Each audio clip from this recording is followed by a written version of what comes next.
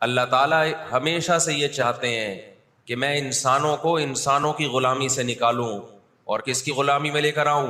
خدا کی غلامی میں، اللہ کی غلامی میں۔ اس کے لیے اس نے پیغمبروں کو بھیجا۔ لہذا خوب اچھی طرح سمجھ لو، آزاد زندگی صرف اسی کی ہوگی جو پیغمبروں کو فالو کرے گا، اس کے علاوہ کسی کی زندگی بھی آزاد نہیں ہے۔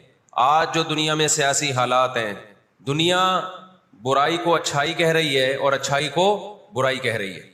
ساری دنیا کو معلوم ہے کہ اس جنگ میں صحیح کون ہے اور غلط کون ہے، ساری دنیا کو 2 اور 2 4 کی طرح معلوم ہے۔ لیکن دنیا کی وہ عظیم طاقتیں جو صبح و شام ہمیں تہذیب سکھاتی ہیں، ہمیں دہشت گرد کہتے ہیں، ہمیں دنیا کا امن خراب کرنے والا کہتے ہیں، بار بار ہمیں طعنہ دیتے ہیں کہ اسلام تلوار سے پھیلا ہے، بار بار ہمیں دہشت گرد اور چیکنگ کتنی ہوتی ہے جب کوئی پاکستانی یا کوئی مسلمان جاتا ہے ان کنٹریز میں، کتنی زیادہ چیکنگ ہوتی ہے۔ آپ 40-50 سالوں کی تاریخ اٹھا کے دیکھو، آپ کو پتا چلے گا کہ یہ بڑی طاقتیں کیسے دنیا کی آنکھوں میں دھول جھونکنے کی کوشش کرتی ہیں۔ اتنا زبردست طریقے سے جھوٹ بولا جاتا ہے، اتنا زبردست، اور ایسا پروپیگنڈا کیا جاتا ہے کہ لوگ اس جھوٹ کو سچ سمجھنا شروع کر دیتے ہیں۔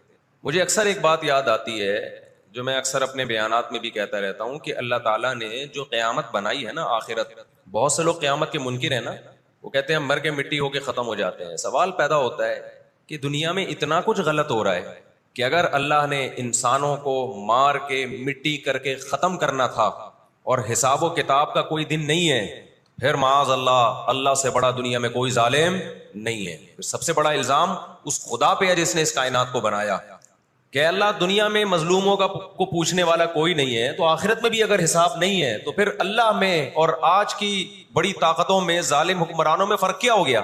بتاؤ، دنیا میں پورا حساب ہوتا ہے کیا؟ آج دنیا نے ڈنڈے کے زور سے منوا لیا ہے دنیا سے کہ جس کو ہم صحیح کہہ رہے ہیں وہ صحیح ہے، دلائل کی دنیا میں جانے کی ضرورت نہیں ہے۔ اس وقت دنیا میں 2 بڑی طاقتیں ہیں جو اس وقت تیسری ورلڈ وار کی طرف دنیا کو لے کے جا رہی ہیں۔ آپ کو پتا ہے پہلی جنگ عظیم میں کتنے لوگ ہلاک ہوئے، دوسری جنگ عظیم میں کتنے لوگ ہلاک ہوئے، اور اب جب تیسری جنگ عظیم ہوگی تو ہلاکتوں کا جو ریشو ہوگا، میں سمجھتا ہوں آدم علیہ السلام کے زمانے سے لے کر اب تک دنیا میں جتنی ہلاکتیں ہوئی ہیں وہ ایک طرف، اور یہ تیسری جنگ عظیم جو اسرائیل کی وجہ سے ہونے جا رہی ہے اس میں جو ہلاکتیں ہوں گی وہ تمام ریکارڈ توڑ دیں گی، اور اس کا ذمہ دار برطانیہ، امریکہ اور اسرائیل ہوگا، جو دنیا میں سب سے زیادہ تہذیب کے ٹھیکے دار سمجھے جاتے ہیں۔ اب بھی دنیا کو اگر ہوش نہیں آتا اور کفر کی حقیقت سمجھ میں نہیں آتی ہے، ہمارے لبرل اور سیکولر طبقے کو جو صبح و شام ان کے گن گاتے ہیں، تو پھر آپ کو اس کا اللہ کے سامنے حساب دینا پڑے گا۔ آج کے جو اخلاق ہیں نا دنیا میں، ان کی کیا ویلیو ہے؟ باپ پر 1 روپیہ خرچ نہیں کرنا، ماں کے لیے، ابا کے لیے اولڈ ہاؤس، اور اماں کے لیے کیا ہے؟ بولتے کیوں نہیں بھائی؟ اولڈ ہاؤس ہے۔ کبھی لڑتے نہیں ابا سے، کبھی لڑتے نہیں اماں سے۔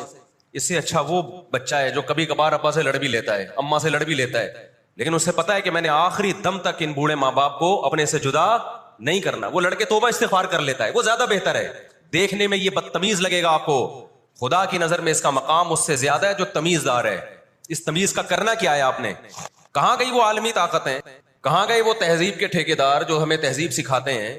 دنیا میں 2 بڑی جنگیں ہو چکی ہیں، ان دونوں بڑی جنگوں میں کہیں بھی کسی مسلمان کا نام بولو نہیں آئے گا، کہیں بھی نہیں آئے گا کہ یہ کسی فلاں مسلم کی وجہ سے ہوئی ہے یہ جنگ۔ اور اب تیسری جنگ عظیم کی طرح، اور یہ جنگ ہوگی، یہ ذہن میں رکھیں۔ دیکھو، ہم نہ یہودی کے خلاف ہیں، نہ عیسائیوں کے خلاف ہیں، نہ ہندوؤں کے خلاف ہیں، نہ سکھوں کے خلاف ہیں۔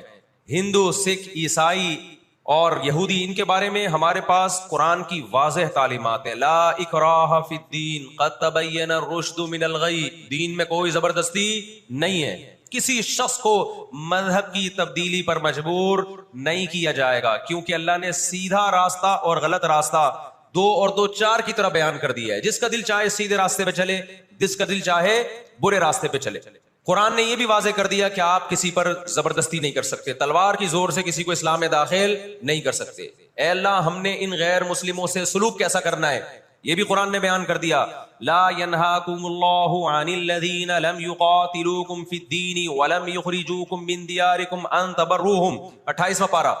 جو بھی غیر مسلم ہے، چاہے وہ یہودی ہو، چاہے وہ عیسائی ہو، چاہے وہ ہندو ہو، سکھ ہو، بدھسٹ ہو، اللہ فرماتے ہیں اللہ تمہیں ان سے اچھے سلوک سے منع نہیں کر رہا، بلکہ اچھے سلوک کا اللہ تمہیں حکم دے رہا ہے۔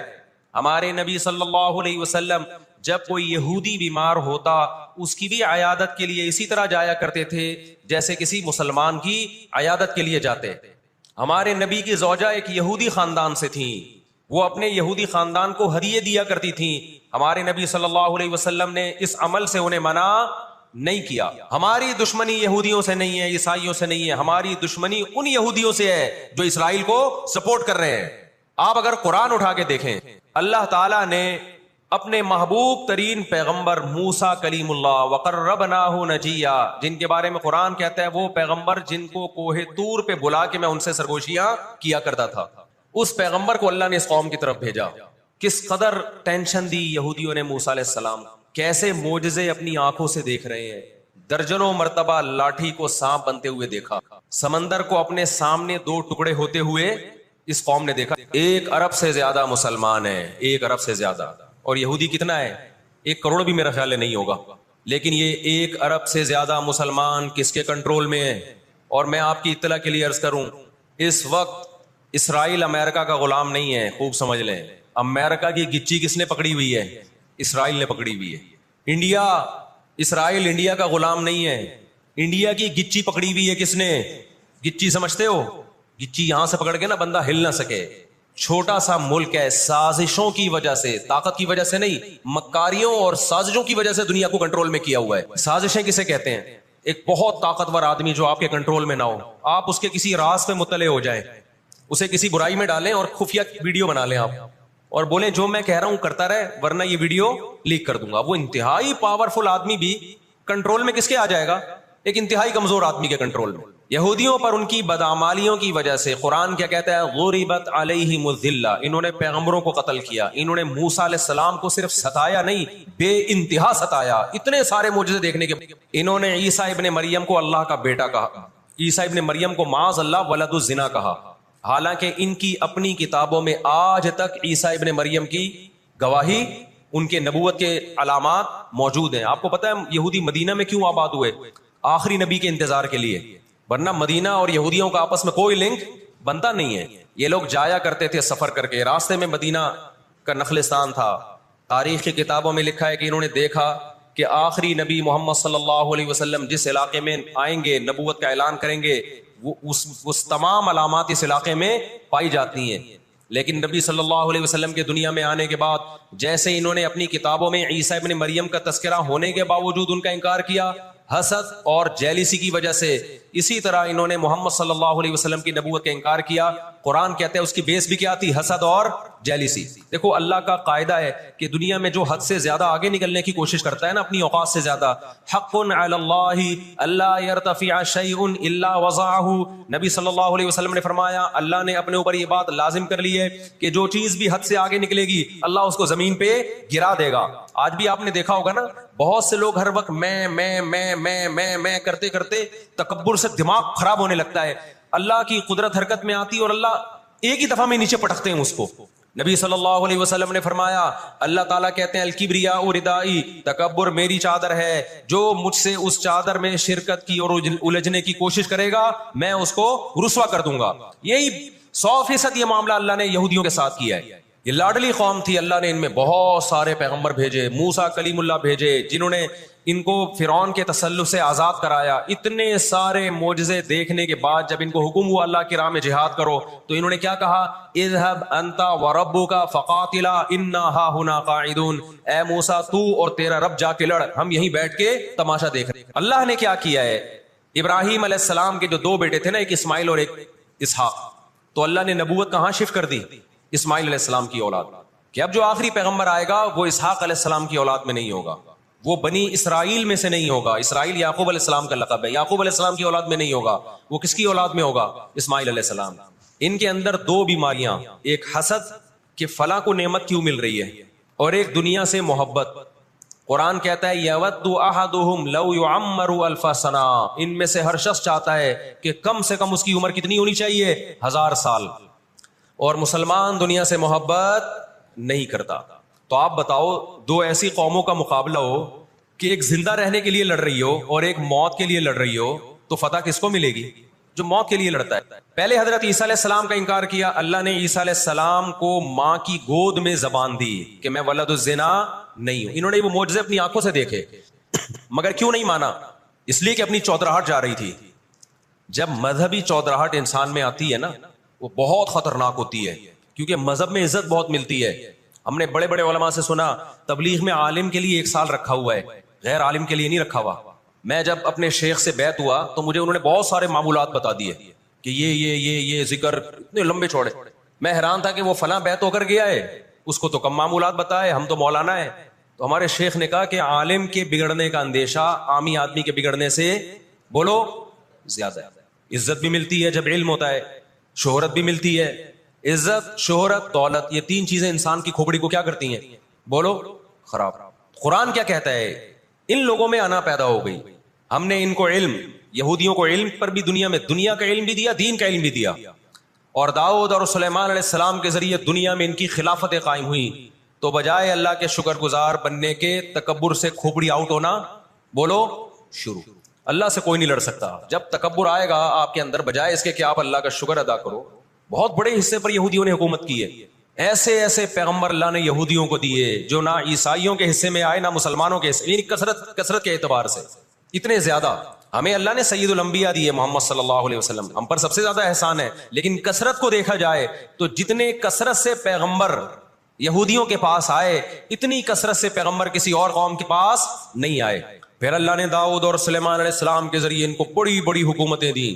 لیکن اللہ کا شکر گزار بننے کے بجائے تکبر سے کھوپڑی آؤٹ ہونا شروع ہو گئی. 18ویں صدی کے شروع میں، 17ویں صدی کے اینڈ میں، سن 1900 کی بات کر رہا ہوں میں، 1901 1902 کی، اس سے بھی کچھ ٹائم پہلے. یہ دنیا میں بکھرے ہوئے تھے، دنیا میں کسی کو ان سے دشمنی نہیں، لیکن دنیا میں جہاں بھی گئے کبھی ایسا نہیں ہوا کہ انہوں نے سازشیں ترک نہ کی. ہٹلر جو تھا نا دوسری جنگ عظیم میں تو جرمنی گیا ہوں نا، میں نے وہ قبرستان بھی دکھایا تھا یہودیوں کا. ہٹلر نے یہودیوں پہ بہت زیادہ ظلم کیا، جو بالکل غلط کیا. ہم اس ظلم کو کبھی بھی حوصلہ افزائی نہیں کرتے، دیگوں میں اٹھا کے زندہ ڈال دیا کرتا تھا. ہم اس عمل میں ہٹلر کی بالکل بھی حوصلہ افزائی نہیں کرتے، اس عمل کو اپریشیٹ نہیں کرتے. لیکن اس نے ایک تاریخی الفاظ کہے تھے، اسے پتا تھا دنیا مجھے برا کہے گی بعد میں کہ لاکھوں یہودی مار دیے. اس نے کہا میں چاہتا تھا سب کو قتل کر دیتا، ایک بھی زندہ نہ چھوڑتا، لیکن کچھ میں زندہ چھوڑ کے جا رہا ہوں تاکہ دنیا جب مجھے یاد کرے گی نا کہ یہودی ظالم تھا، تو دنیا کو پتا چلے گا کہ میں نے ان کو قتل کیوں کیا. کچھ چھوڑ کے جا رہا ہوں، یہ چین سے نہیں بیٹھیں گے، دیکھنا کرتے کیا ہیں. آج ہٹلر زندہ ہوتا، ہٹلر اگر آج زندہ ہوتا، دنیا کہتی کہ تو بندہ ٹھیک نہیں تھا لیکن بات ٹھیک کر کے گیا ہے. تو 17ویں صدی کے آخر میں ان کو خیال ہوا کہ ہم اتنے سکون سے بیٹھے ہوئے ہیں، اب تک دنیا میں کچھ الٹا پلٹا ہوا کیوں نہیں ہے. ان کو خیال ہوا یہودیوں کو. قرآن نے ان کے بارے میں کیا کہا؟ ضربت علیہم الذلہ، ہم نے ان پر ذلت کو دے مارا ہے. آپ کو پتا ہے کہ یہود کا لفظ اتنی بڑی گالی دنیا کے لیے بن گیا تھا. ایران میں بہت زیادہ یہودی ہیں، پتا ہے آپ کو، اسرائیل کے بعد سب سے زیادہ یہودی ایران میں ہیں. لیکن انہوں نے اپنا نام ایران میں یہود نہیں رجسٹرڈ کروایا، کلیمی رجسٹرڈ کروایا ہوا ہے، موسیٰ کلیم اللہ کی نسبت. کیوں؟ ان کو پتا ہے کہ یہود کا لفظ دنیا میں کیا بن چکا ہے؟ گالی. شرم آئے گی کسی کو بتاتے ہوئے کہ میں یہودی ہوں، اس لیے ایران میں انہوں نے اپنے آپ کو رجسٹرڈ کس نام سے کروایا ہے؟ کلیمی کہتے ہیں ان کو. لیکن جتنا شر اور فساد اس قوم میں ہے، قرآن کہتا ہے کہ اتنا دنیا میں کسی اور قوم میں نہیں ہے. لا تجدن اشد الناس عداوۃ للذین آمنوا اليہود، اللہ کہتے ہیں تو مسلمانوں کا سب سے بڑا دشمن، دنیا کی جتنی قومیں ہیں ان میں سب سے بڑا دشمن کس کو پاؤ گے؟ یہود کو پاؤ گے. اس کے بعد مشرکین کو پاؤ گے، اور اسلام کے سب سے زیادہ قریب تم کس کو پاؤ گے؟ نصارہ کو، عیسائیوں کو پاؤ گے. تو اس وقت امریکہ کو گچی سے کس نے پکڑا ہوا ہے؟ طاقت امریکہ کے پاس زیادہ ہے، سازشیں کس کے پاس زیادہ ہیں؟ اسرائیل کے پاس. معیشت پہ ایسا قبضہ کیا ہوا ہے، گچی سے پکڑا ہوا ہے کہ ہلنا نہیں ہلنا نہیں ہلنا نہیں. دنیا میں سب سے سستا خون مسلمان کا ہو گیا ہے. تو 2 کام کیے. نمبر 1 اکنامکلی مضبوط کرنا ہے، سود کے ذریعے، تجارت کے ذریعے نہیں، سودی تجارت کے ذریعے. اس کے بعد کیا کیا؟ یہ نبی صلی اللہ علیہ وسلم نے فرمایا، بخاری مسلم کی حدیث ہے، تقاتلون اليہود حتی یختبی احدکم وراء الحجر فیقول الحجر یا مسلم هذا یہودی فاقتلہ هذا یہودی ورائی فاقتلہ. نبی صلی اللہ علیہ وسلم نے فرمایا تمہاری یہود سے لڑائی ہوگی، جہاد ہوگا، یہاں تک کہ کوئی یہودی اگر پتھر کے پیچھے چھپے گا تو پتھر کہے گا کہ اے مسلمان یہ یہودی ہے، اس کو قتل کر دے، یہ میرے پیچھے چھپا ہوا ہے۔ ہر درخت بھی گواہی دے گا، ہر پتھر بھی گواہی دے گا، الا الغرقد، سوائے غرقد درخت کے۔ یہودیوں کا کوئی مقدس درخت ہے جو اسرائیل میں بہت زیادہ لگاتے بھی ہیں یہ لوگ۔ نبی صلی اللہ علیہ وسلم نے جب یہ بات ارشاد فرمائی تو اس وقت مسلمانوں کی یہودیوں سے ایسی کسی لڑائی کا تصور بھی نہیں تھا، ایک پیش گوئی تھی جو کسی کے خواب و خیال میں بھی نہیں تھا کہ صدیوں بعد جا کے ایسا ہو سکتا ہے۔ اس سے ہی بھی پتہ چلتا ہے کہ ہمارے نبی صلی اللہ علیہ وسلم کی جو پیش گوئیاں ہیں اگر وہ پوری نہیں ہوئی تو آپ ٹائم کا انتظار کریں، ایک وقت پوری ہو جائیں گی۔ 1300 سال تک مسلمانوں کو اس حدیث کا مطلب سمجھ میں نہیں آیا عملی دنیا میں۔ ایمان تو تھا سب کا کہ اللہ کے نبی نے جو فرمایا برحق ہے، کیونکہ یہودیوں سے میں نے بتایا نا لڑائی ہوئی نہیں ہے۔ جب مدینہ سے اور جزیرے عرب سے ان کو نکالا گیا، یہ دنیا کے مختلف ملکوں میں جا کے آباد ہو گئے۔ اس کے بعد یہ ہمیشہ یا تو عیسائیوں کے زیر سایہ رہے ہیں یا مسلمانوں کے زیر سایہ رہے۔ ان کی لڑائی اگر ہوئی عیسائیوں سے ہوئی ہے، مسلمانوں سے ان کا کبھی ٹاکرا نہیں ہوا۔ لیکن پیغمبر صلی اللہ علیہ وسلم نے کیا فرمایا صحابہ سے؟ تقاتلون، تم لڑو گے، تم سے مراد یہ امت لڑے گی، ایک وقت آنے والا ہے اور ایسی لڑائی ہوگی، ایسی لڑائی ہوگی کہ حتی یختبی احدکم وراء الحجر، کہ پتھر اور درخت بھی یہودی کا ساتھ دینا چھوڑ دیں گے۔ آج دنیا جن حالات کی طرف جا رہی ہے نا، یہ ایسا لگتا ہے کہ اس حدیث کے پورا ہونے کا ٹائم آ گیا ہے۔ ہم جب قرآن مجید پڑھتے تھے، اب بھی پڑھتے ہیں، لیکن جب طالب علمی کے دور میں جب سمجھ کے پڑھنا سیکھا ہم نے، تو ہم جگہ جگہ قرآن میں دیکھتے تھے غُرِبَتْ عَلَيْهِمُ الذِّلَّةُ، اللہ نے ان پر ذلت کو مسلط کر دیا ہے۔ میں بار بار کہوں یہودیوں سے ہماری مراد علی الاطلاق سارے یہودی نہیں ہیں، کیونکہ میرے بیان کو لوگ شارٹ کلپ بنا کے غلط چلاتے ہیں۔ بار بار میں کہتا ہوں میرا کلپ ادھورا چلاتے ہیں نا تو کوئی یہودیوں کے خلاف نہ چلائے، سارے یہودی ایک جیسے نہیں ہیں۔ ہم اسرائیل کے اگینسٹ ہیں تو ہماری جو لڑائی ہوگی اسرائیل سے ہوگی۔ حدیث میں جس یہودی سے لڑائی کا ذکر ہے اس سے مراد بھی کون سے یہودی ہیں؟ یہ فتنہ پرست اور شر پسند یہودی۔ تو آپ صلی اللہ علیہ وسلم نے فرمایا کہ تقاتلون الیہود، تمہاری جنگ کس سے ہوگی؟ یہود سے ہوگی۔ دجال کس کا سپورٹر ہوگا؟ بولتے کیوں نہیں؟ ابھی تو دجال آیا نہیں ہے اور آپ نے بولنا چھوڑ دیا ہے، جب آئے گا تو پھر تو اچھوں کی بولتی بند ہو جائے گی۔ کس کا سپورٹر ہوگا وہ؟ ہاں میں عرض کر رہا تھا کہ ہم جب قرآن پڑھتے تھے غُرِبَتْ عَلَيْهِمُ الذِّلَّةُ، قرآن کہتے ہیں ہم نے ذلت ان کے اوپر دے ماری ہے، ان فسادوں کی وجہ سے جو یہ کرتے رہے ہیں دنیا میں، ان فسادات کی وجہ سے۔ ہم جب پڑھتے تھے ہم کہتے تھے اے اللہ آج تو یہودی ذلیل نہیں ہے۔ اسرائیل کتنا پاورفل ہے کہ گچی کس کی پکڑی ہوئی ہے اس نے؟ امریکہ کی۔ ہندوستان کو گچی سے پکڑا ہوا ہے، تو آج تو بڑی عزت ہے۔ میں نے اپنے استاد سے یہ سوال پوچھا، انہوں نے بڑا معقول جواب دیا اور یہ تفسیر کی کتابوں میں بھی لکھا ہے۔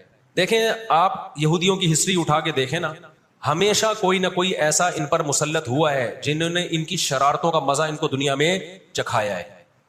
قرآن سے بھی یہ بات ثابت ہے کہ ان کو ان کی شرارتوں کا مزہ، عذاب جو ہے وہ دنیا میں ملتا رہے گا۔ میں بار بار کہتا ہوں ہٹلر نے بھی ان کو عذاب دیا ہے۔ ہٹلر سے پہلے بھی اسلامی نہیں بلکہ دنیا کی تاریخ میں بہت سے ہٹلر گزر چکے ہیں جنہوں نے ان کی شرارتوں کے ان کو دنیا میں سزا دی ہے۔ ہم پھر بھی بتائیں ہم ہٹلر کے حامی نہیں ہیں جو ظلم اس نے کیا، لیکن وہ بھی ان کی شرارتوں سے بیزار تھا۔ قرآن کہہ رہے ہیں ہم نے ان پر ذلت کو دے مارا ہے، دنیا میں بہت دفعہ رسوا ہوئے یہ۔ اب کیا ہے؟ یہ آخری ذلت ہے یہودیوں کی۔ آپ کو معلوم ہونا چاہیے جب دنیا میں کسی کو بہت زیادہ ذلیل کیا جاتا ہے نا تو پہلے اس کو عزت دی جاتی ہے۔ کسی کے گلے میں آپ جوتوں کا ہار پہنا دو، یہ بھی ایک ذلت ہے۔ اور ایک طریقہ یہ 3 پیس سوٹ ٹائی میں آپ اس کو صدارت کی کرسی پہ بٹھائیں اور پھر آپ اس کو جوتوں کا ہار پہنا دیں۔ بتاؤ کون سی بڑی ذلت ہے؟ یہ دوسری ذلت پہلی ذلت سے بڑی ہے۔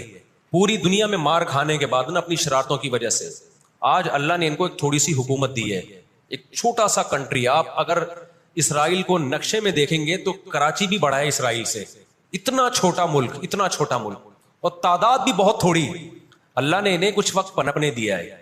اللہ نے کہا ٹھیک ہے تم دنیا تمہاری آخری شرارت دیکھ لے، اس کے بعد جو میری طرف سے تم پہ مار پڑنے والی ہے اس کے بعد قیامت تک تم دوبارہ اٹھنے کے قابل نہیں رہو۔ یہ آخری ذلت کا انتظام ہو رہا ہے یہود کا، اور جو فائنل میچ ہوتا ہے نا وہ شاندار ہی ہوتا ہے۔ کیا خیال ہے؟ سیمی فائنل میں اتنا لوگ دلچسپی سے نہیں دیکھتے، کوارٹر فائنل میں اتنا دلچسپی سے بولو نہیں دیکھتے جو فائنل میچ دیکھتے ہیں۔ اللہ نے ان کا ظلم پوری دنیا کے سامنے اقوام متحدہ کی 60 سے زیادہ قراردادیں ہیں جس کی اسرائیل دھجیاں اڑا چکا ہے۔ 60 سے زیادہ قراردادیں، 60 سے زیادہ جس کو اسرائیل نے ماننے سے انکار کیا ہے۔ یونائٹڈ نیشن کی بات کر رہا ہوں میں۔ تو اللہ تعالیٰ ان کو تھوڑا سا پنپنے دے رہے ہیں کہ ٹھیک ہے اس دفعہ سیمی فائنل تم جیت لو۔ فائنل تک تو پہنچو نا تم, اس کے بعد ہوگا کیا. دیکھو آپ نے سنا ہوگا کہ لاتوں کے بت ہاتھوں سے نہیں مانتے. یہ جو اسرائیل جو کچھ کر رہا ہے نا, اس کا اصل حل مجھے بھی پتا ہے مظاہروں میں نہیں ہے, اس کا اصل حل ہے جہاد. اس کا اصل حل کیا ہے؟ جہاد. تو یہ اب جو دنیا جا رہی ہے نا جس طرف, ہو یہ رہا ہے, میں نے آپ کو قرآن کی آیت پیش کی تھی نا, وَكَذَلِكَ نُوَلِّي بَعْضَ الظَّالِمِينَ بَعْضًا, اللہ کہتے ہیں بعض ظالموں کو بعضوں سے پٹواتے ہیں. تو پہلی جو ابھی تک تو ہم نے نا امیدی کی باتیں کی ہیں, مسلمان ممالک شکست کھا کے بیٹھ چکے ہیں, 3 بڑی جنگوں میں شکست ہو چکی ہے.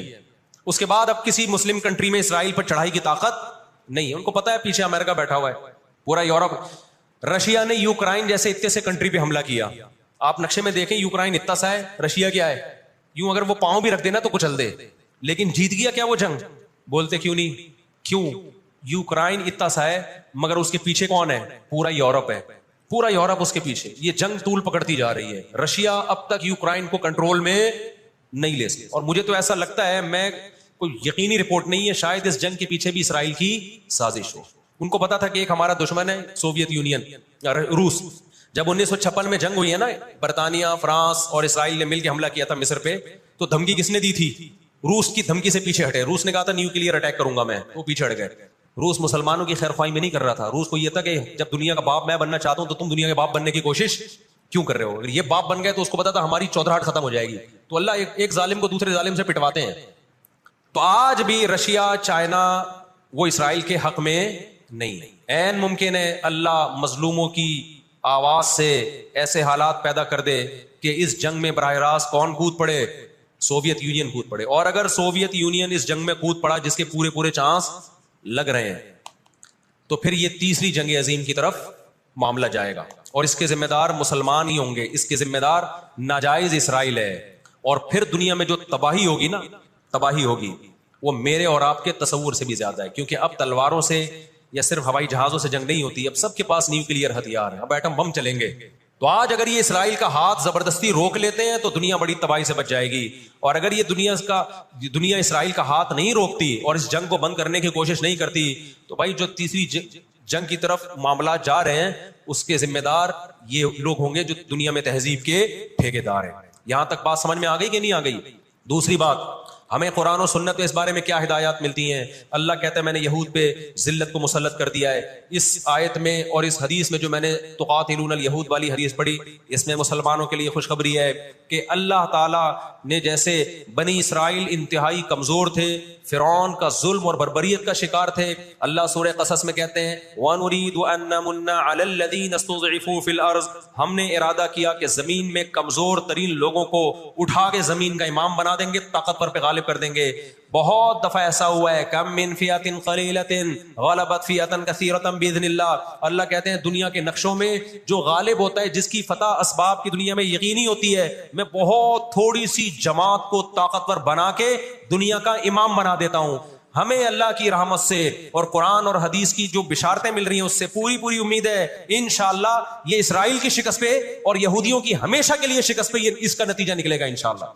اور نبی صلی اللہ علیہ وسلم کی وہ حدیث پوری ہوگی کہ تمہاری جو بڑی جنگ ہوگی, نبی نے کیا فرمایا, اس امت کی ایک جماعت ہمیشہ جہاد کرتی رہے گی. لا یزال طائفۃ من امتی ظاہرین علی الحق. ہر دور میں کچھ کہتے ہیں کہاں ہیں, ہمیں نہیں پتا کہاں ہیں, بہرحال بظاہر تو لگتا ہے زمین میں ہی ہے, کیونکہ ذوالقرنین جو گئے تھے مشرق اور مغرب شمال جنوب کا انہوں نے سفر کیا, اسی زمین میں کیا تھا سفر. واللہ اعلم. ہمیں بس اجمالی طور پر ان چیزوں پہ ایمان لانا ضروری ہے. ان کی ڈیٹیل ہمیں بتائی نہیں گئی ہے تو ہمیں ڈیٹیل میں جانے کی اجازت نہیں. باقی قیاس آرائیاں ہوتی ہیں, صحیح بھی ہو سکتی ہیں, غلط بھی ہو سکتی ہیں. اچھا, تو میں یہ عرض کر رہا تھا کہ 309 سال وہ سوئے ہیں. وَنُقَلِّبُهُمْ ذَاتَ الْيَمِينِ وَذَاتَ الشِّمَالِ. اللہ کہتے ہیں ہم ان کو پلٹ دیتے ہیں, اب ادھر کو کروٹ لے کے سوچو, اب ادھر. وَكَذَلِكَ بَعَثْنَاهُمْ. 309 سال کے بعد ان کو اللہ نے جگایا, پوری حکومت بدل گئی, پوری حکومت کا تختہ پلٹ گیا. اب جب 309 سال کے بعد اٹھے ہیں تو پیٹ کمر سے چپکا ہوا ہے, ٹھیک ہے نا, بھوک لگ رہی ہے ٹائٹ والی. تو کیا کہتے ہیں, کم لبستم. پہلے آپس میں کہنے لگے ہم کتنا سوئے ہیں, ہم کتنا سوئے. ایک نے کہا لبثنا یوما او بعض یوم, یا تو پورا دن سوئے ہیں, کیونکہ سورج جب ہم سوئے تھے تو یہاں تھا, اب یہاں ہیں. لیکن جب یہاں ہیں تو اس کا مطلب پورا دن تو نہیں سوئے ہم, پورا چکر تو ہو جانا چاہیے تھا نا. مثال کے طور پر وہ سوئے تھے مغرب کے وقت اور آنکھ کھل رہی ہے اشراق کے وقت. اب کنفیوز ہو رہے ہیں نا کہ یار اگر ہم تھوڑا سوئے ہیں تو یہ تو ہمیں لگ رہا ہے بہت زیادہ سوئے ہیں, 24 گھنٹے سے زیادہ تو سو نہیں سکتا کوئی. تو کہنے لگے یا تو ہم پورا ایک دن سوئے ہیں یا شاید اس سے کم سوئے ہیں. کم سونے پر یہ اعتراض ہو رہا ہے کہ نیند تو بڑی شاندار طریقے سے پوری ہوئی ہے, 4-6 گھنٹے میں ایسی ہوتی نہیں ہے. اور اگر زیادہ سوئے ہیں تو سورج جب ہم سوئے تھے وہ یہاں تھا, اب یہاں ہے, تو یہ تو 24 گھنٹے بھی پورے نہیں ہوئے. کیونکہ ان کا کیا خیال ہے کہ یہ 300 دفعہ پلٹ کے سورج آ چکا ہے. جب کافی دیر ان کی بحث ہوئی تو کہنے لگے ربکم اعلم بکم, اللہ ہی جانتا ہے بھائی کتنا سوئے ہیں, اس بحث سے کوئی فائدہ نہیں ہے, ابھی تو روٹی کی فکر کرو. فابعثوا احدکم بورقکم, یہ سکہ رائج الوقت لے کے جاؤ اور روٹی لے کر آؤ. اب دیکھو یہاں بھی وہ اللہ پہ توکل کر سکتے تھے کہ ہم جا رہے ہیں, پیسے لے جانے کی ضرورت نہیں, ہم نے اللہ کے لیے قربانی دی ہے, کھلائے گا کون ہمیں؟ اللہ. نا بھائی, اللہ نے کہا ہے جتنے اسباب اختیار کر سکتے ہو کرو. تم ایک اجنبی جگہ پہ جا رہے ہو, تمہارے پاس سکے ہونا, پیسے تو لے کے جاؤ. عربوں میں نا جب زمانے جاہلیت میں حج ہوتا تھا تو دور دور سے جو عرب قبیلے بیت اللہ آتے تھے پیسے نہیں لے کے آتے تھے ساتھ میں, کہتے تھے کہ ہم اللہ کے گھر کی زیارت کے لیے جا رہے ہیں تو کھلائے گا کون ہمیں؟ اللہ, ہم پیسے نہیں لے کے جائیں گے. یہ تو توکل کے خلاف ہے یار. اللہ کے مہمان وہ مثال ایسے دیتے تھے جیسے آپ اپنی نانی کے جا رہے ہو اور اپنی کھانا ساتھ لے کے جا رہے ہو, تو نانی کو غصہ آئے گا نا, بیٹا میں نے تیری دعوت کی ہے تو کھلاؤں گی کون؟ میں کھلاؤں گی تجھے, تو اپنے ساتھ کھانا کیوں لے کر آیا؟ تو کہتے تھے جب ہم کسی کے مہمان ہوتے ہیں تو کھانا ساتھ نہیں لے کے جاتے, میزبان کا کام ہے, تو ہم اللہ کے گھر پہ جا رہے ہیں, ہم پیسے لے کے نہیں جائیں گے, اللہ پہ توکل کریں گے. جب پیسے ختم ہوتے نا تو بھیک مانگ رہے, تو بھائی کو اللہ کے نام پہ کوئی کھانا دے دے یار, کوئی تو روٹی دے دے. جب پیسے ختم ہوتے تو کیا کرتے یار, کہیں سے جگاڑ, پھر چوریاں چکاریاں شروع کر دیتے. تو قرآن میں اللہ نے آیت نے نازل کی وَتَزَوَّدُوا, جب حج کے لیے جاؤ تو زاد راہ لے کے جاؤ, پیسے لے کے جاؤ. کیوں؟ فَإِنَّ خَيْرَ الزَّادِ التَّقْوَىٰ, سب سے بہترین ذات راہ تقوی ہے. وہ توکل جو تمہیں بھکاری بنا دے, گناہگار, کیونکہ بھکاری پن یہ تقوی کے خلاف ہے. تو پہلے تقوی کی فکر کرو کہ لوگوں کے سامنے ہاتھ نہ پھیلانے پڑے. تو ان کو بتا دیا اللہ نے صحابہ کو کہ توکل کا یہ مطلب نہیں ہے کہ دنیا میں اسباب اختیار نہ کرو, حج پہ جا رہے ہو تو پیسے لے کے جاؤ سارا. تبھی فقہا کہتے ہیں, فقہا نے دین کو خوب سمجھائے کہ حج صرف اس پہ فرض نہیں ہو جاتا کہ آنے جانے کا انتظام ہو جائے. نا, حج اس پہ فرض ہوگا آنے جانے کا انتظام بھی, راستے میں کھانے کا انتظام بھی, اور جتنے دن آپ گھر کی مارکیٹ سے شارٹ رہو گے بیوی بچوں کے کھانے کا بھی انتظام. آپ کا حج کا آ گیا بھائی, آپ نے کہا میرا جہاز کا ٹکٹ بھی ہو گیا, ہوٹل کا کرایہ بھی ہو گیا, کھانے پینے کا انتظام بھی ہو گیا, نکل گئے 40 دن کے لیے. بچے کہہ رہے ہیں ابا مارکیٹ سے کیا ہو گیا, ابا ہم کیا کھائیں یہاں پہ؟ تو ابا کہہ رہا ہے بیٹا میرے لیے چونکہ آنے جانے کا پراپر انتظام ہو گیا تھا تو مجھ پہ حج فرض ہو گیا ہے, کیونکہ اللہ نے کہا ہے جس میں استطاعت ہے حج فرض ہے, تو مجھ میں استطاعت حج فرض ہے. تو بچے کہیں گے ہمارا کیا قصور ہے؟ اس لیے علماء نے بیان کیا کہ استطاعت میں یہ بھی داخل ہے کہ آپ کا بھی اور جن کی آپ کفالت کر رہے ہو, جو آپ کی شرعن ذمہ داری ہے, ان کا بھی انتظام ہو. سمجھتے ہو کہ نہیں سمجھتے ہو؟ تو انہوں نے اپنے ساتھ سکے لے کے گئے ہوئے تھے, وہ سکہ رائج الوقت. جب نکاح ہوتا ہے نا تو سکہ رائج الوقت, میں نے سکہ رائج الوقت میں آپ کا نکاح فلاں, میں یہ لفظ نکال دیا ہے, اتنے پیسوں میں کرایا ہم نے, کیونکہ رائج الوقت ہی سکے چلیں گے نا, یہاں نکاح میں ڈالر تھوڑی دیں گے. کبھی خربوزہ خریدتے ہوئے کہا کہ سکہ رائج الوقت کے مطابق یہ خربوزہ کتنے روپے کلو ہے, جیسے وہاں سیدھا سیدھا بولتے ہو بھائی خربوزہ کتنے روپے کلو ہے, تو مہر میں بھی وہی ہے. جب پاکستان میں شادی ہو رہی ہے تو پاکستانی روپے میں ہی ہوگی, اس میں الگ سے سکہ رائج الوقت بتانے کی ضرورت نہیں. لوگ کہہ رہے تو سکہ رائج الوقت کے مطابق, تو وہاں سے میری زبان پہ یہ آیا ہے. تو انہوں نے کہا بھائی یہ سکہ رائج الوقت ہے, اس کو لے کے جاؤ اور کھانے پینے کا انتظام کرو. پھر کہنے لگے دیکھو وَلْيَتَلَطَّفْ, چپکے سے جانا, وَلَا يُشْعِرَنَّ بِكُمْ أَحَدًا, کسی کو تمہارے بارے میں پتہ نہ چلے. ایسے منہ لپیٹ کے نا چھپڑ میں جانا اور روٹی لے کے چھپڑ میں واپس آ جا. اس سے بھی پتہ چل رہا ہے کہ وہ اپنی حفاظت کا پورا انتظام کر رہے ہیں, پھر اللہ پہ توکل کر رہے ہیں. کتا بھی ساتھ لے کے جا رہے ہیں تاکہ اجنبی لوگوں سے ہماری حفاظت ہو, یہ بھی پورا انتظام. اور اس کے بعد بھی ایک بندے کو بھیج رہے ہیں بھائی لپٹ کے جانا, پتہ نہ چلے, پکڑے نہ جائیں ہم. اور آگے انہوں نے کیا کہا, فَلْيَنظُرْ أَيُّهَا أَزْكَىٰ طَعَامًا, دیکھنا پاکیزہ کھانا ہو, حلال کھانا لے کے آنا. اس سے بھی پتا چلتا ہے کہ چونکہ غیر مسلم ریاست تھی نا, وہاں ان پر واجب تھا کہ کھانا خریدنے سے پہلے تحقیق کر لیں کہ حرام ہے یا حلال. اسلامی ملک میں اس تحقیق کی ضرورت نہیں ہے کیونکہ حلال ہی ہوتا ہے. یہاں آپ ہوٹل میں بیٹھ کے پوچھیں یہ گدھے کا گوشت ہے یا بکرے کا گوشت ہے, وہ رکھ کے ایک تھپڑ لگائے گا. کیوں بھائی؟ غالب یہی ہے کہ جب سامنے والا انسان ہے اور مسلمان ہے تو گوشت بھی انشاءاللہ حلال ہی ہوگا. سامنے والا گدھا نہیں ہے تو گوشت بھی گدھے کا. یہاں بھی گدھے کے گوشت بکے ہیں مگر ان کا ریشو کم ہے نا, عموماً تو حلال ہی ہوتا ہے. لیکن جب آپ غیر مسلم ریاست میں جاتے ہیں, پھر جب بھی آپ کوئی چیز خریدیں گے تو آپ پر تحقیق کرنا واجب ہے. بھائی یہ حلال ہے یا نہیں. میں یورپ میں جہاں بھی ہوٹل میں جاتا تھا پہلے پوچھتا تھا, ابے یہ مرغی حلال ہے کہ حرام ہے؟ وہ کہتا تھا حلال ہے. کیسے پتا چلا حلال ہے؟ ٹھپا تو سب نے لگایا ہوا ہوتا ہے حلال کا. کہاں سے خریدی آپ نے؟ وہ بتاتا تھا فلاں سے. میں نے کہا آپ کو پتا ہے کہ وہ ہاتھ سے ذبح کرتے ہیں؟ کہ جی ہمیں تو نہیں پتا. میں نے کہا پھر ہم بھی نہیں کھائیں گے. بھائی یہ غیر مسلم ریاست میں یہ تحقیق کیا ہے؟ اطمینان ہو جائے کہ ہاں جی ہاتھ کا ذبیحہ ہے, بسم اللہ اللہ پڑھ کے کہہ رہا ہے, تو پھر آپ کھا سکتے ہیں, ادروائز نہیں کھا سکتے آپ. پھر آپ چلغوزے کھائیں, کچھ بھی کھائیں, گزارا کریں آپ. سمجھتے ہو؟ تو ان لوگوں نے بھی کیا, حالانکہ یہ کتنے شدید بھوکے تھے نا, ان کو تو چاہیے تھا, بولتے یار تو جا اور جو ملے لے آ بس اٹھا کے, جو ملے. ابے ابھی حلال حرام کے چکر میں پڑنے کی ضرورت نہیں, بہت ہو گیا یار, بھوک دیکھے یار, ابھی پھر بھی آگے حلال حرام کی تحقیق کرے گا. ابے جو ملے اٹھا کے لے آ. نا, حلال لے کے آنا, حرام سے اوائڈ کرنا. اب جب وہ بندہ آیا نا سکہ رائج الوقت لے کے, تو جب وہ اس نے سکہ دیا تو وہ دکاندار نے بولا ابے یہ کون تھے زمانے کا سکہ لایا بھائی تو؟ ٹھیک ہے نا, یہ کرنسی تو کیا ہو گئی ہے, 300 سال پہلے یہ نوٹ ختم ہو چکے ہیں. اس پہ تو جس بادشاہ کی تصویر ہے وہ بھی بت پرست بادشاہ تھا, اس کا تو خاتمہ ہو گیا ہے. یہاں تو جہاد ہوا, دوسری قوموں نے حملہ کیا, پوری ریاست کیا ہو گئی ہے, ختم. اچھا وہ بھی دیکھ رہا تھا کہ یار یہ تو وہ شہر ہی نہیں لگ رہا, میں کوئی گوگل نے غلط تو نہیں بتا دیا کہیں مجھے, ہے بھائی. وہ بھی یہی سوچ رہا نا جو کہ بھئی میں کہاں ہوں, یہ وہ جگہ ہی نہیں لگ رہی. تو 309 سال میں تو سب کچھ چینج ہو جائے گا نا. بالآخر قرآن میں چونکہ اختصار ہے, بہت شارٹ واقعات سناتا ہے. بالآخر کیا ہوا کہ لوگوں نے اس سے پوچھا تم کون ہو؟ اس نے پوچھا بھائی وہ کہاں ہے؟ انہوں نے کہا وہ تو 309 سال پہلے ونس اپون اے ٹائم ایک حکومت تھی, پھر یہ ہوا, پھر علامتیں دیکھی گئی, یہ پرانے سکے نکلے. تو لوگوں کو, اچھا ان لوگوں کی ہسٹری بھی لوگوں کو پتا تھی کہ پرانے وقتوں میں چند نوجوانوں نے اللہ کے لیے قربانی دی تھی اور اپنے علاقے سے ہجرت کر کے چلے گئے تھے. ان کے نام یہ تھے, ان کی علامتیں یہ تھی. تو اس سے بھی لوگوں کو نا ہسٹری سے پتا چل گیا بھائی یہ کون لوگ ہیں, یہ وہی لوگ. تو پھر بہرحال جب ہو گیا تو ان کی تو بڑی واہ واہ ہو گئی, یار یہ تو بڑے کرامتی بزرگ ہیں, یہ تو 300 سال سے کہاں سو رہے تھے, غار میں سو رہے تھے. سب نے ان کو بلایا, بھائی ان کا تو بڑا اکرام ہوا. میں اب آگے میں اپنے اسٹائل میں بیان کر رہا ہوں, قرآن میں نہیں لکھا ہوا. جو ہوتا ہے ایسے موقع پہ, بھائی دم کر دیں, ہمارے وہ گنجے کے بال نہیں آ رہے, حضرت اس کے سر پہ دم کر دیں, اس کی شادی نہیں ہو رہی, اس کے لیے دعا کر دیں, اور یہ بچہ مولوی صاحب میرا بچہ انسان کا بچہ بن جائے.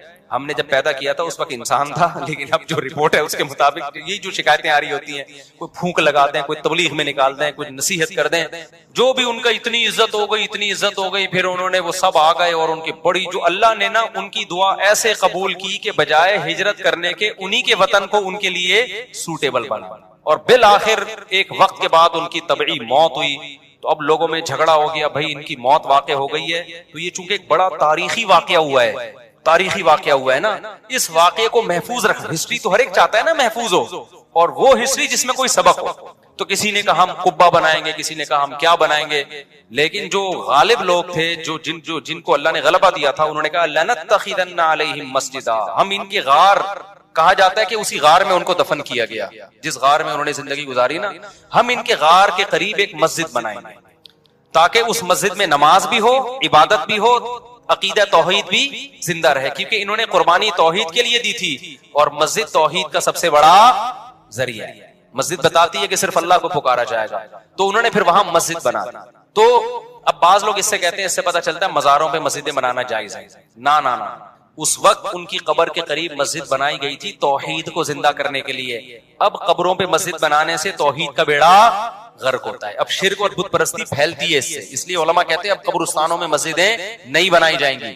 ان کی نیت کچھ اور تھی, آج کچھ اور ہونے لگتا ہے, آج قبروں کا سردہ ہونے لگتا ہے وہاں پہ, اس لیے آج بنا کیا جائے گا اس عمل سے. سمجھتے ہو کہ نہیں سمجھتے؟ تو اس واقعے میں ہمیں کیا سبق ملتا ہے؟ اس واقعے سے ہمیں سبق ملتا ہے کہ جو اللہ کے لیے قربانی دیتا ہے اللہ اس سے غافل نہیں ہوتا, اللہ غیب سے اس کی مدد کرتا ہے. آج بھی رشیا, چائنا وہ اسرائیل کے حق میں نہیں. عین ممکن ہے اللہ مظلوموں کی آواز سے ایسے حالات پیدا کر دے کہ اس جنگ میں براہ راست کون کود پڑے؟ سوویت یونین کود پڑے. اور اگر سوویت یونین اس جنگ میں کود پڑا جس کے پورے چانس لگ رہے ہیں, پھر یہ تیسری جنگ عظیم کی طرف معاملہ جائے گا, اور اس کے ذمہ دار مسلمان ہی ہوں گے, اس کے ذمہ دار ناجائز اسرائیل ہے. اور پھر دنیا میں جو تباہی ہوگی نا, تباہی ہوگی, وہ میرے اور آپ کے تصور سے بھی زیادہ ہے، کیونکہ اب تلواروں سے یا صرف ہوائی جہازوں سے جنگ نہیں ہوتی، اب سب کے پاس نیوکلیئر ہتھیار ہے، اب ایٹم بم چلیں گے۔ اس وقت دنیا میں دو بڑی طاقتیں ہیں جو اس وقت تیسری ورلڈ وار کی طرف دنیا کو لے کے جا رہی ہیں۔ آپ کو پتا ہے پہلی جنگ عظیم میں کتنے لوگ ہلاک ہوئے، دوسری جنگ عظیم میں کتنے لوگ ہلاک ہوئے، اور اب جب تیسری جنگ عظیم ہوگی تو ہلاکتوں کا جو ریشو ہوگا، میں سمجھتا ہوں آدم علیہ السلام کے زمانے سے لے کر اب تک دنیا میں جتنی ہلاکتیں ہوئی ہیں وہ ایک طرف، تیسری جنگ عظیم جو اسرائیل کی وجہ سے ہونے جا رہی ہے اس میں جو ہلاکتیں ہوں گی وہ تمام ریکارڈ توڑ دیں گی، اور اس کا ذمہ دار برطانیہ، امریکہ اور اسرائیل ہوگا، جو دنیا میں سب سے زیادہ تہذیب کے ٹھیکے دار سمجھے جاتے ہیں۔ اس لیے میرے سامنے یہ نہ کیا کرو گورے کے اخلاق بہت اچھے ہوتے ہیں، تھینک یو سے بات شروع کرتا ہے، تھینک یو پہ ختم کرتا ہے، یہ ان کا تھینک یو قیامت کے دن ان کو خدا کے عذاب سے نہیں بچائے گا۔ ہمارا وہ شخص جو گالی سے بات شروع کر کے گالی پہ ختم کرتا ہے، خدا کی قسم ان سے اچھا ہے، وہ دنیا میں وہ ظلم اور بربریت نہیں کرتا جو یہ لوگ کر رہے ہیں۔ بہت آج نا ایٹیٹیوڈ، ان کے اخلاق، ان کی سڑکیں، ان کے روڈ، او بھائی دنیا کا خون چوس رہے ہیں یہ، اس اخلاق کا کیا کر رہے ہیں آپ نے؟ عراق میں جو بھوک سے بچوں کو مارا ہے وہ کس نے مارا ہے؟ مسلمانوں نے مارا ہے یا ان 27 اتحادیوں نے مارا ہے؟ وہ عراق اب تک اپنے پاؤں پہ کھڑا نہیں ہو پایا ہے۔ اس تباہی کا جو سینکڑوں بچے یونائٹڈ نیشن کی رپورٹ کے مطابق عراق میں بھوک سے مرے ہیں، ان کا ذمہ دار سعودی عرب ہے، پاکستان ہے، یا وہ 27 اتحادی ممالک ہیں جو سارے غیر مسلم کنٹریز ہیں جنہوں نے 27 ملکوں نے مل کے عراق پہ حملہ کیا تھا اور جھوٹا الزام لگایا کہ ان کے پاس کیمیکل ہتھیار ہے۔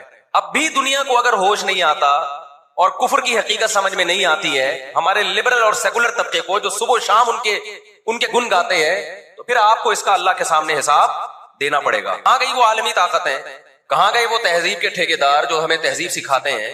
دنیا میں 2 بڑی جنگیں ہو چکی ہیں، ان دونوں بڑی جنگوں میں کہیں بھی کسی مسلمان کا نام بولو نہیں آئے گا، کہیں بھی نہیں آئے گا، کہ کسی فلاں مسلم کی وجہ سے ہوئی ہے یہ جنگ، اور اب تیسری جنگ عظیم کی طرح یہ جنگ ہوگی، یہ ذہن میں رکھیں۔ 1 ارب سے زیادہ مسلمان ہیں، 1 ارب سے زیادہ، اور یہودی کتنا ہے؟ 1 کروڑ بھی میرا خیال ہے نہیں ہوگا، لیکن یہ 1 ارب سے زیادہ مسلمان کس کے کنٹرول میں ہیں؟ اور میں آپ کی اطلاع کے لیے عرض کروں، اس وقت اسرائیل امریکہ کا غلام نہیں ہے، خوب سمجھ لیں، امریکہ کی گچی کس نے پکڑی ہوئی ہے؟ اسرائیل نے پکڑی ہوئی ہے۔ انڈیا، اسرائیل انڈیا کا غلام نہیں ہے، انڈیا کی گچی پکڑی ہوئی ہے کس نے؟ گچی سمجھتے ہو؟ گچی یہاں سے پکڑ کے نا بندہ ہل نہ سکے، چھوٹا سا ملک ہے، سازشوں کی وجہ سے، طاقت کی وجہ سے نہیں، مکاریوں اور سازشوں کی وجہ سے دنیا کو کنٹرول میں کیا ہوا ہے۔ سازشیں کسے کہتے ہیں؟ ایک بہت طاقتور آدمی جو آپ کے کنٹرول میں نہ ہو، آپ اس کے کسی راز پہ مطلع ہو جائیں، اسے کسی برائی میں ڈالیں اور خفیہ ویڈیو بنا لیں آپ، اور بولیں جو میں کہہ رہا ہوں کرتا رہے ورنہ یہ ویڈیو لیک کر دوں گا۔ وہ انتہائی پاورفل آدمی بھی کنٹرول میں کس کے آ جائے گا؟ ایک انتہائی کمزور آدمی کے کنٹرول میں۔ یہودیوں پر ان کی بدعمالیوں کی وجہ سے قرآن کیا کہتا ہے؟ غربت علیہم الذلہ، انہوں نے پیغمبروں کو قتل کیا، انہوں نے موسیٰ علیہ السلام کو صرف ستایا نہیں، بے انتہا ستایا، اتنے سارے معجزے دیکھنے کے باوجود۔ انہوں نے عیسیٰ ابن مریم کو اللہ کا بیٹا کہا، عیسیٰ ابن مریم کو معاذ اللہ ولد الزنا کہا، حالانکہ ان کی اپنی کتابوں میں آج تک عیسیٰ ابن مریم کی گواہی، ان کے نبوت کے علامات موجود ہیں۔ جیسے انہوں نے اپنی کتابوں میں عیسیٰ ابن مریم کا تذکرہ ہونے کے باوجود ان کا انکار کیا حسد اور جیلیسی کی وجہ سے، اسی طرح انہوں نے محمد صلی اللہ علیہ وسلم کی نبوت کا انکار کیا۔ قرآن کہتے ہیں اس کی بیس بھی کیا تھی؟ حسد اور جیلیسی۔ دیکھو اللہ کا قاعدہ ہے کہ دنیا میں جو حد سے زیادہ آگے نکلنے کی کوشش کرتا ہے نا اپنی اوقات سے زیادہ، حق علی اللہ الا یرتفع شیء الا وضعه، نبی صلی اللہ علیہ وسلم نے فرمایا اللہ نے اپنے اوپر یہ بات لازم کر لی ہے کہ جو چیز بھی حد سے آگے نکلے گی اللہ اس کو زمین پہ گرا دے گا۔ آج بھی آپ نے دیکھا ہوگا نا بہت سے لوگ ہر وقت میں کرتے کرتے تکبر سے دماغ خراب ہونے لگتا ہے، اللہ کی قدرت حرکت میں آتی اور اللہ ایک ہی دفعہ میں نیچے پٹکتے ہیں اس کو۔ نبی صلی اللہ علیہ وسلم نے فرمایا اللہ تعالیٰ کہتے ہیں الکبریاء ردائی، تکبر میری چادر ہے، جو مجھ سے اس چادر میں شرکت کی اور الجھنے کی کوشش کرے گا میں اس کو رسوا کر دوں گا۔